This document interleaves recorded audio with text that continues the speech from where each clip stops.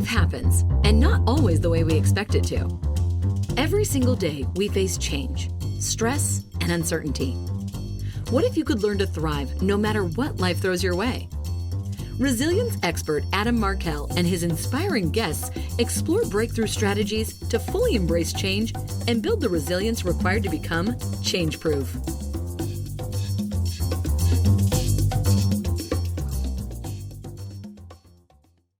Hey everybody, welcome back to another Change Proof podcast episode. I'm your host, Adam Markell, and today I have Kari Thurlow. I got to meet Kari a couple of months ago when I keynoted an event for her organization called LeadingAge Minnesota. They support the organizations that take care of the elderly in the state of Minnesota.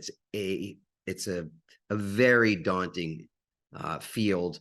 And Kari is truly a leader in that space. She is the president and CEO, as I said, of LeadingAge Minnesota, Minnesota's largest association dedicated to supporting aging services providers. LeadingAge Minnesota's members serve older adults in nursing homes, assisted living, independent living, adult day settings, and through other home and community services. Kari has been at LeadingAge Minnesota for over 15 years, but stepping into the CEO position in 2022 after years in advocacy, lobbying, and in government affairs. She's also an attorney. We had that in common, and you're going to absolutely, I think, be quite moved by the conversation that we have today. I think we really touch on some things that are very, very important, and I think you'll enjoy it. So sit back and relax, buckle up, etc., and enjoy this conversation today with Kari Thurlow. All right, Kari. So you have an impressive bio, and I'm sure you get, from time to time, people will read it, introduce you in that way. And I always find it a little awkward to listen to people talk about me and when it comes to those kind of things, right? But my question to you, what's not a part of this bio? And let's pick one thing that's not in this standard introduction or bio that you would just love for people to know about you at the outset of our conversation. Well, the one thing that I would say, so clearly I'm a recovering lawyer and lobbyist. Just like me. Oh. But, I think the one thing that people might guess about me is I was also a competitive debater and was a coach of high school kids before I had kids of my own. And that really helps me, it really defines my communication style, how I view the world, and sort of able to step into a lot of different viewpoints and shoes and try them on. And I think that has served me really well. So shout out to all the debate coaches out there. No kidding. And it's interesting you bring that up, because lawyers, for the most part, I think have to have that same sort of skill set, right? Because you get to choose your clients, maybe. I mean, we do at a certain point in our career. At the beginning, we certainly don't. And we can't choose their cases. We can't choose the circumstances that bring them into our offices when we were practicing attorneys, I should say. And so to be an excellent lawyer, you have to really work with what you're given, just like a debater. Right. Given one side of the argument or the other, and you don't say to the debate coach, hey, listen, I can't take that side of the argument. I mean, if you do that, you're not going to really succeed, right? Right. And for me now, in the work that I do, primarily in public policy, being able to step in and sort of be that connector and say, well, I think I understand that viewpoint, or at least I can sort of step into it and explain it and serve as a connector for somebody who might have a different viewpoint, has really served me really well as a connector in this field. When you said earlier that being involved in debate and even coaching it really informed your communication style, can you say more about that, or is that what you were just talking about? Well, I think it's partly that, right? I think that, I think in today's world, I'm not going to be political here, but right, people take up causes and sides really quickly. And there's really a failure to understand other unique points of view. I think it's probably why we have so many difficulties in today's world. So I think leading an association, being able to serve as a connector to lawmakers, using and leaning on those skills helps my communication style in a way that I don't know. I think it has really helped in advance my career and helped in the work that I do. Yeah. Kari, I'm asking you for something that maybe you don't have the CV to support, but I don't either. And I still think we have the more than enough experience to form an opinion. Why do you think it is that people today are taking up opinions as quickly as they do? And do you think that it in and of itself is working against empathy? We do hear a lot. You're a CEO, I'm a CEO, and we certainly, and I'm in this world of sort of the training and development, learning and development space. So we're talking about psychological safety a lot. We're talking about things like listening skills and developing empathy. And yet it seems like there's a lot of examples around us where empathy is lacking. I think that's what came up for me when you said that. Right. Yeah, I think it's true. And, as I said, I'm a recovering lobbyist. I've been a lobbyist for 25 years now. And I've seen, sort of the political discourse change quite a bit. The opinion of one, right, is that our worlds have gotten incredibly small. And that this is not an indictment on social media. I love social media. Obviously, we're on a social media platform right now. But if you look at an individual social media platform, it is very affirming to a viewpoint you already have. Cable news is affirming, if it has gotten to affirming a viewpoint that you already have. And I frequently challenge people to say, have you posted anything that has actually changed your mind lately? I think there are very few people that are really going out there to looking for alternative viewpoints, really asking that question of what's really behind that. And so while communication has become more diverse and there are multiple channels, our worlds have gotten extremely small. And I think it does impact empathy. I think it impacts our ability to make connections in a way that is not entirely positive all the time. Yeah. And if we're living in a more insular world, in the echo chamber, that people use that term frequently now too, it's interesting in the work that you do in the world, because there's that sort of aspect of our daily living, and yet with people that are older or retired or are living in facilities, assisted living and facilities of that kind, those, in the I don't want to say in the end, but as we grow older, those things fall away and become so much less important, don't they? Like the person who's caring for you, it's much less important, what side of the political discourse or divide they stand, isn't it? Right. In those environments. Right. Yeah. Well, I think it's absolutely true. And I don't think I'm the first person to observe this or even say it, but one of the more universal experiences we all have is that we are all aging. I haven't found whether you're say it isn't so, Kari.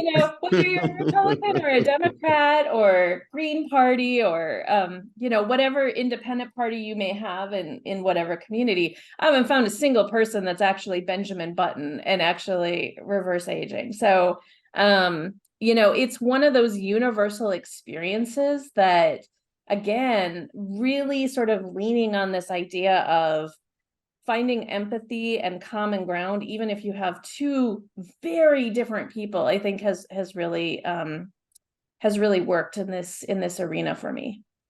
There must be a lot of lessons from that work that potentially could help people to navigate this what seems like a rockier road than when I, at least, I'm going back to when I was in my 30s and there was plenty of strife in the world. There were lots of issues, it just feels as though the level of anxiety and depression and other mental health concerns that I get to be witness to in the work that I do really is a great deal more extreme than I recall when some time ago. I don't want to do the good old days thing. I'm not trying to go there, but I do want to track just to what you're saying about, when we lose when we lose empathy, I think we're losing a lot, and yet we gain empathy. We have to come back to that, because as right as you might be, and I mean that, like out to the universe, right? Yeah. Whoever's thinking at this moment, even listening to this, I hear you, but I know my views are right. I have my opinions for a good reason. I know I'm Right. so certain, right? In the end, we all age, and we all face the humility of sort of everything that we've amassed and scrapped, to obtain, etc. And everything is a process of letting go. And that's universal. There's nobody who's going to escape that process of letting go. Isn't that true? Right. I think that's true. And I mean, maybe different cultures approach it differently, right? I mean, there are different traditions and cultures in aging, and I probably would dare say, and I'm not an expert here, but I would dare say that probably in the United States we do it worse than other countries. I was just going to ask you about that. Yep. But it is true. It's inescapable that if we're lucky enough to age, that there is similar, all of the research points to sort of a very similar process. And, I think it is so easy to other people, right? To say, oh, they're different than me. It's those people over there. But it's one of those common threads that I think could sort of, if we remind ourselves of it, could be really important going forward, and one of those tools to lean heavily on. So, because you brought it up, I was thinking it, but I'm glad you said it. How would you describe how the U.S. is looking at the aging process, is looking at their seniors, because this is the largest demographic that we have in 330 or so million people that reside in the U.S. The largest demographic are baby boomers, right? You've got a large aging population. How does the U.S. think about older people versus maybe the way seniors are looked at elsewhere in the world? If you have experience with that. So, and I'll just, I'm based out of Minnesota, and there's like a gazillion different statistics, but, here in Minnesota, we now have over 1 million people over the age of 65. It's about, 20% of our population. We actually have more seniors than school children here. And that's not unique in the country. So you can extrapolate to the rest of the country. So you're right. The world is aging, and quite frankly, it's not unique to the United States. It's a global phenomenon. But I would say that, while there are a lot of things the United States does right, I don't know that we do aging very well. I would say, at the risk of sounding provocative, I think we live in a fairly ageist society that doesn't value the wisdom and experience of aging individuals. We could point to a number of examples in media and social policy or what have you to sort of illustrate that. But I think we also don't really think about, and this is where my members come into play, and about the supports one needs as they get older. How we support individuals to really experience a rich and fulfilling life through the last years of one's life.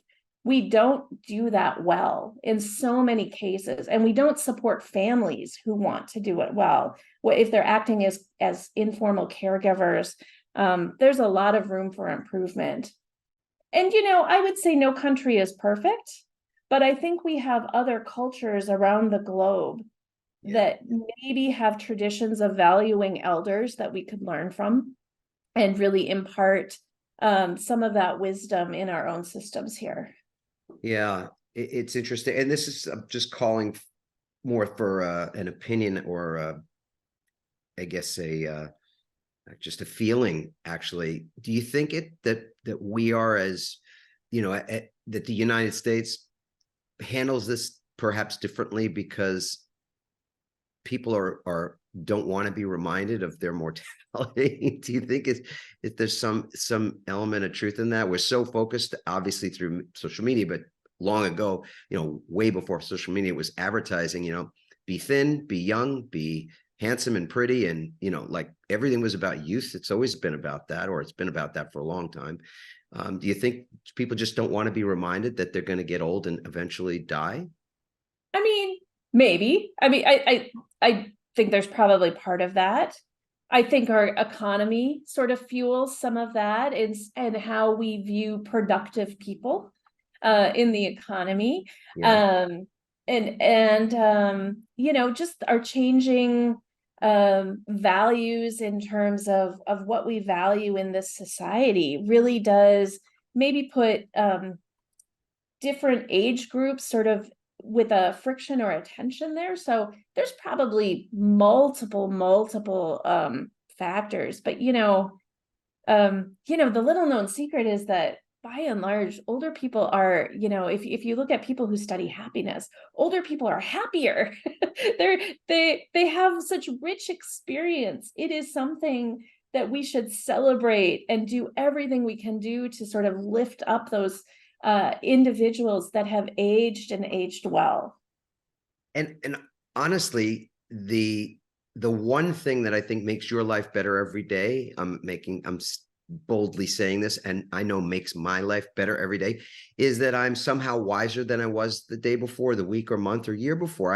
I've learned things that help me to live a better life, but also be a better person, be better in my work, whatever it is.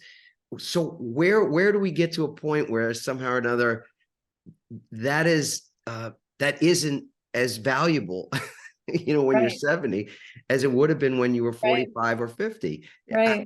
It really seems a bit odd, doesn't it? It does. Well, and again, not to be political, but just even look at the discourse around different political candidates as to whether they are too old for office. Now, we can talk about health, that's different. But where the proxy is age is really something interesting. And we could talk about that on both sides of the political fence, or, other positions, outside of politics, where we have sort of this notion that somebody is too old to give back when we know there's this huge font of wisdom. So, I think we have a lot of work to do here in the United States. I think so. And you know what, you brought up a really interesting point. So this is obviously where we're going right down the middle, not taking a side either way. But there is this opportunity right now for that to not be a campaign issue. Right. Right. I mean, of everything, policy would make the most sense. A person's record on the job, what they've done well or not done well, what they could do or couldn't do. I mean, all that is fodder, right? That's game. Put it in let's work with that. But when a person's chronological age is the issue, and I agree with you, if health or mental acuity were somehow really in the mix, I just think it really is disheartening to see how much it is used. And the part that I think disheartens me more than anything is the fact that young people, people under 30, as I understand it, are the most sort of looking at that as the litmus test for whether somebody could hold or maintain office. I think, oh my God. Right. Well, that's a bit scary. And there are assets to youth as well. But again, just sort of using the proxy of young good, old bad is really a disservice. And I think about your theme here on this podcast about being changed.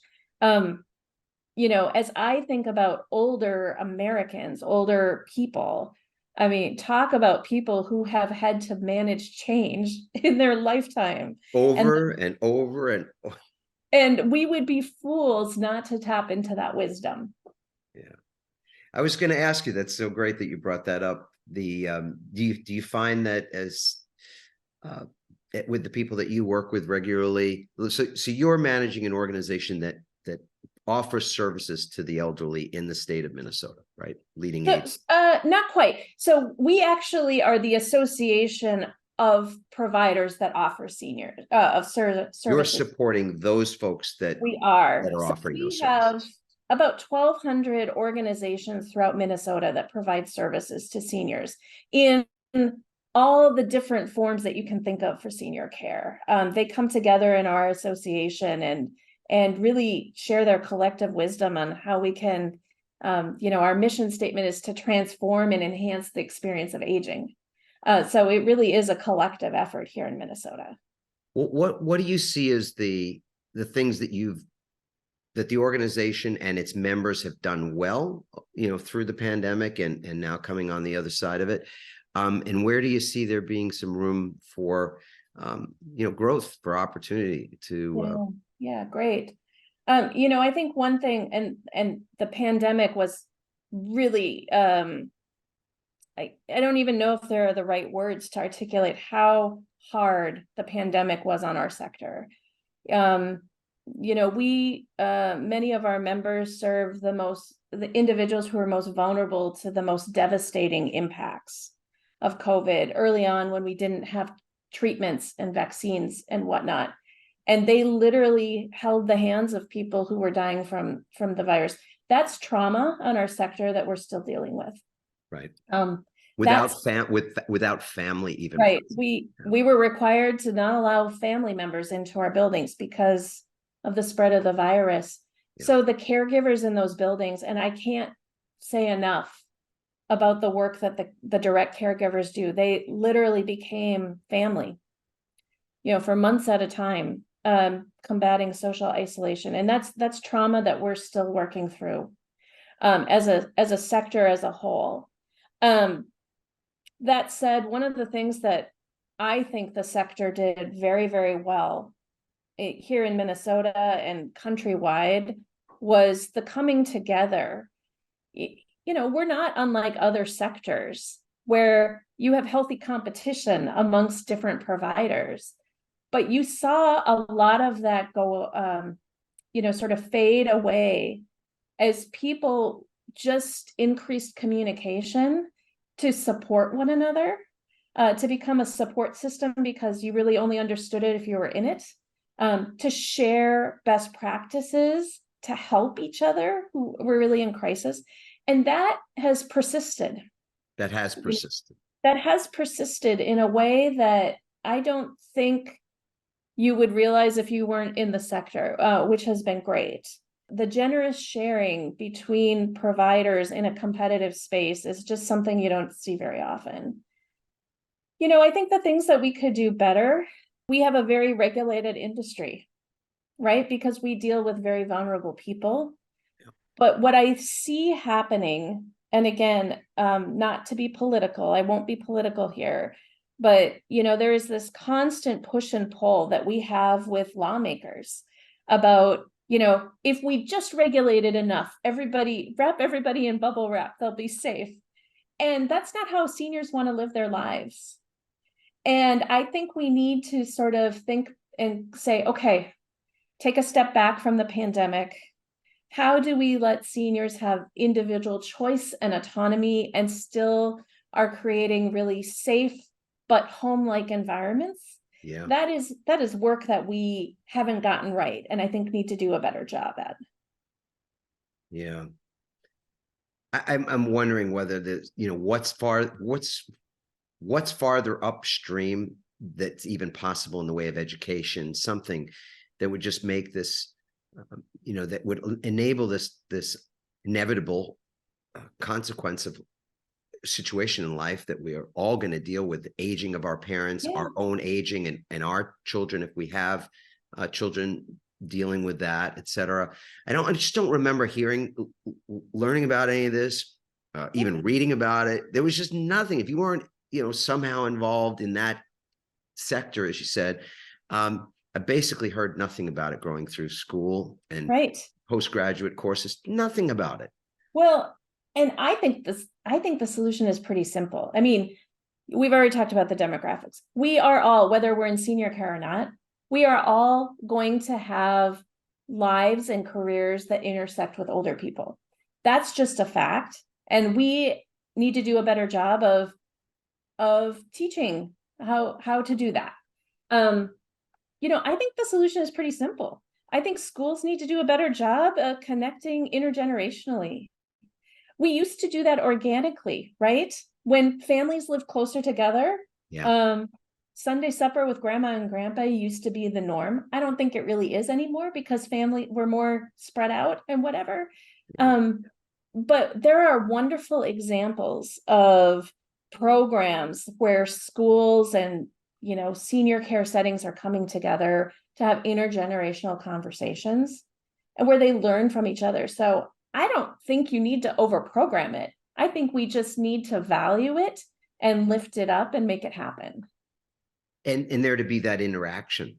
Yeah. Because it's not theoretical either. There's plenty of older people around that would love to be able to contribute or volunteer their time or be around young kids, whether they're, elementary ed or even college kids that just maybe don't have a lot of comfortability around being in the presence of a person who's senior, who's aged. I mean, like that can share with them things that would make their lives potentially a great deal easier and better. I think so.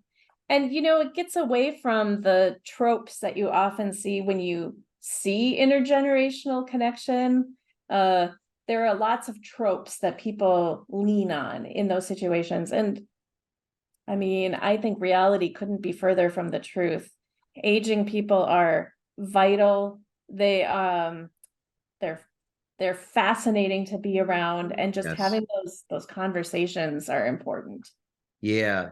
The memes or whatever they are, they are, I don't find them humorous. I mean, look, I try to maintain a sense of humor. It's certainly, about myself, which is not always easy, not take yourself seriously, but when I see that stuff, it's just, it really does feel awful. And especially as you said, there are cultures around the globe that really honor the people in in those communities that have lived longer and have learned more. They just have learned more, and not because they're somehow smarter or better or anything. It's not like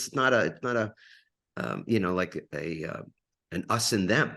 It's all of it's us. Right. The person you're looking at that's got all those lines is going to be you someday if you're lucky. Exactly. Yeah. Exactly. It's like, how do you want to be treated? Do you want people to look at you like you've got nothing left to give and you're dismissed or you're invisible? I mean,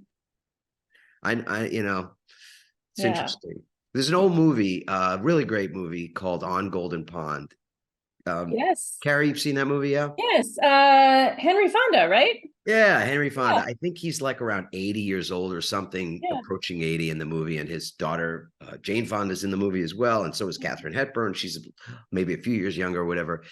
But I think in part that movie really is about that. And, that he, here's a guy who lived a very vibrant and successful life, professor and smart, and all that. And wasn't a perfect person, wasn't a perfect parent and all that wasn't about him somehow being perfect. But the idea that you could get to be at that age and somehow, you're like you're just put on the shelf and not be of any value. He just was raging against that, raging against the dying of the light, right? He just wouldn't accept it. And it was a fabulous movie. That. Yeah. I mean, I love that movie. It's a great movie. And I mean, I think that I have a feeling if you ask people, no matter what age they are, that probably is a pretty similar vision to what we all want, right? Nobody wants to feel invisible. Nobody wants to feel irrelevant. And everybody wants to be heard and feel valued. So I think, that's an important lesson. Yeah. Just as a couple of questions to wrap things up, Kari, as this show is about change, it's about resiliency. I'd love to get a sense in your role as a CEO. You and I were chatting right before we hit the record. You got a big board meeting coming up, and there's a lot on your plate in your role, and you're also, as you say, in a sector, in an industry where politics play a role. You've got to constantly be lobbying and and providing public service, and supporting those organizations, your members. I'd love to get a sense of how have you been resilient? How has your association, LeadingAge, been resilient through all the change that's been around, et cetera? Maybe you could share a few thoughts on that. Yeah, thanks for that. So I think I will never pretend to say that I went through the same trauma as the frontline caregivers did during the pandemic. But, just as our association is made up of our members, that was a time that required resilience on our part, where literally regulations were changing almost every day, and sometimes or every week. And then we had to translate that, right? We had to work with regulators and work with our members. And it was kind of nonstop trying to support members and sometimes feeling really helpless, right? Because there's only so much you can do. So getting really good at trying to find a stopping point to that work was something that was a challenge for me. But I think that we have come out better on the other side. We've, now that we're on the other side, I came on as CEO almost 2 years ago now. So right as we were coming out of the pandemic, right as we were coming out of some tough political battles, and really having that gelling together has been really helpful.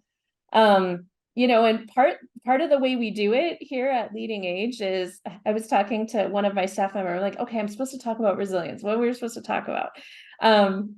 She reminded me that there's some core values we have here at LeadingAge around humor, and at celebrating the small wins, that not all change is big change, but sometimes the small wins are important.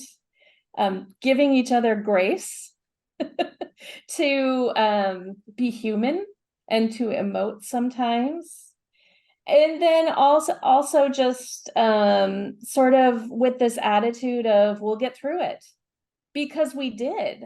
We got through the pandemic, not always without bumps and bruises, but we know we're going to get through it. Those are some of the core values that I think has helped us get through it and will continue to serve us well in the future.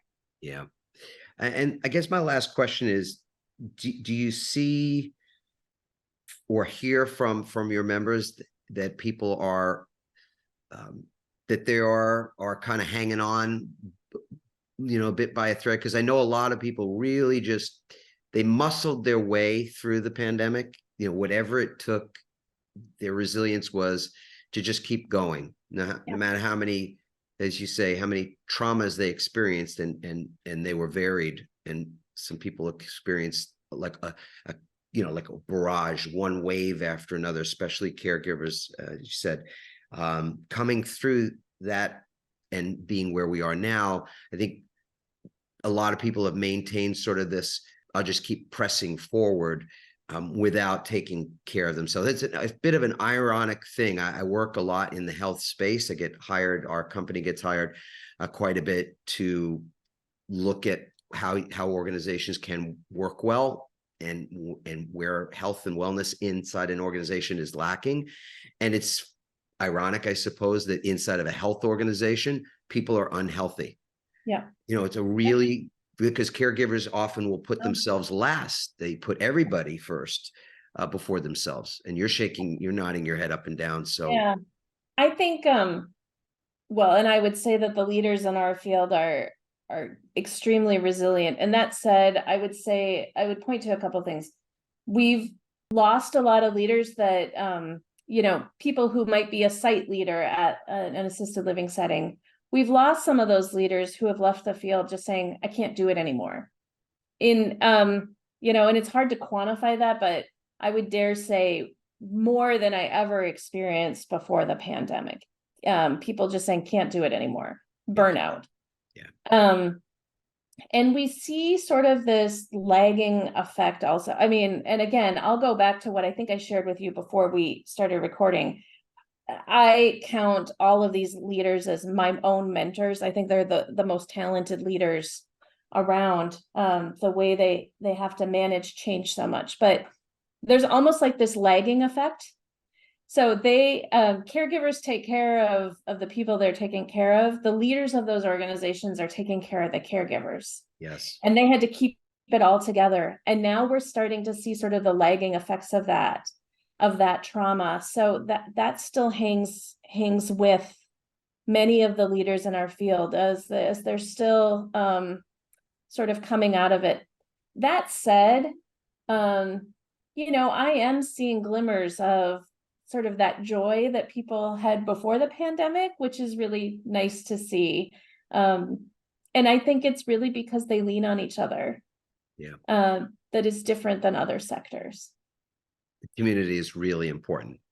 Community is so important in general, and especially for this field. Yeah, that makes so much sense.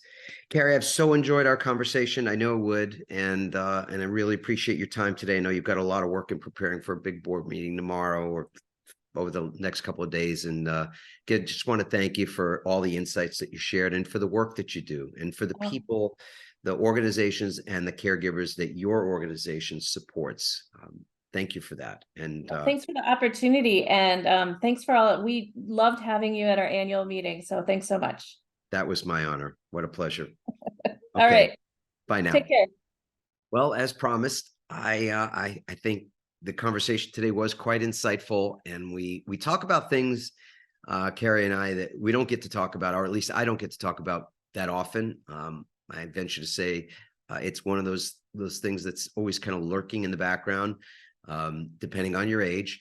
Although, frankly, I remember being very serious about turning 10 years old. So this is like one of those, what's something that people don't know about you? Well, when I was turning 10, I remember feeling this kind of a sort of a weird sense of my mortality, like a scary or frightened feeling about getting older. Imagine that, 9-year-old kid going to turn 10, and it's going from single digits to double digits. I hope you're laughing right now. Or maybe you can relate to this even. But just age was something I was consciously aware of at that point. Of course, I became consciously aware of aging as I thought about my parents' mortality at a few times here and there when I was a kid too, which was scary. And now I have parents that are in their 80s, and I think about their mortality now. And a long time later, it's it's something that's on the horizon for all of us, whether it's that your parents are also still around and you're thinking about that, or they've passed, or you're thinking about the lines in your face, or you're watching your own children grow older and can't believe they were just little infants a minute ago and now they're graduating high school, or whatever the case might be, or graduating middle school. I mean, age is a thing we cannot escape, and frankly, we wouldn't want to, because the alternative is not an alternative. We want to be able to age, and age hopefully in a healthy way, in a graceful way, and yet the aging process is fraught with challenges. And I mean, the ones that are obvious, that our bodies are changing, and we've got to let go of certain things, perhaps that our bodies were capable of doing at a younger or an earlier time in our lives.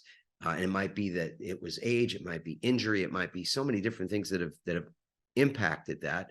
But someone once said to me that the whole of life is a process of letting go. And I do believe at some point we all come to the recognition that we are going to be letting go of a lot of things if we're lucky enough to live long enough. And that is, in fact, a blessing.